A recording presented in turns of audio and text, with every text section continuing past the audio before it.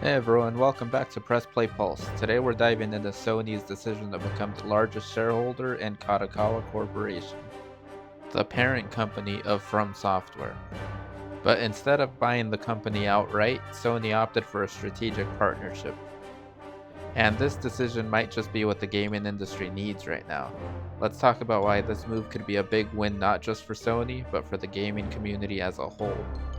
Let's start with the big picture. In recent years, the gaming industry has been rocked by massive acquisitions. Microsoft bought Bethesda and Activision Blizzard. Embracer Group went on a buying spree, snapping up dozens of studios. But as we've seen, these big moves don't always lead to happy endings. Take Embracer Group as an example.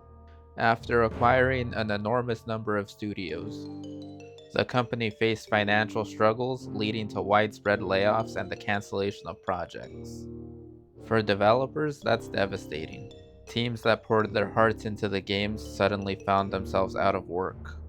For players, it means fewer innovative games, as studios are forced to play it safe under financial pressure. This is where Sony's approach stands out.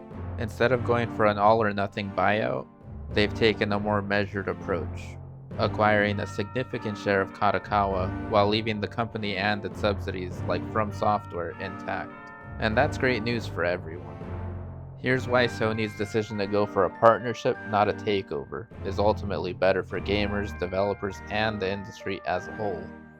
Full acquisitions often lead to restructuring, and if things go south, layoffs are almost inevitable.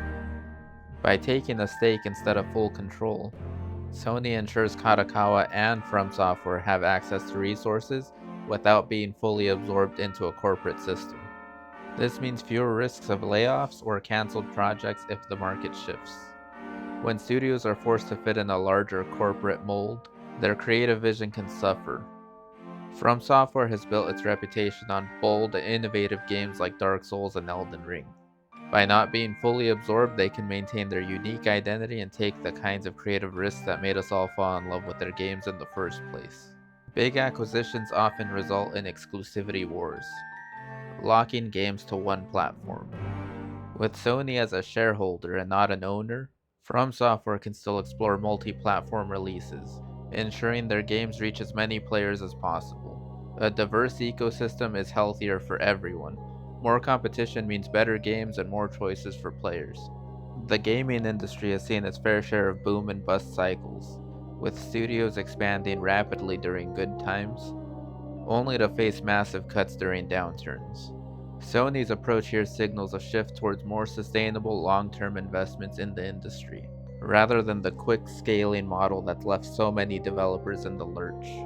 For the community, this decision sets an example of how major corporations can support the industry without destabilizing it. It's a way of saying, we value what you bring to the table, and we want to help you grow, without the risks that come with full corporate control. And honestly, I prefer this kind of partnership over total buyouts any day.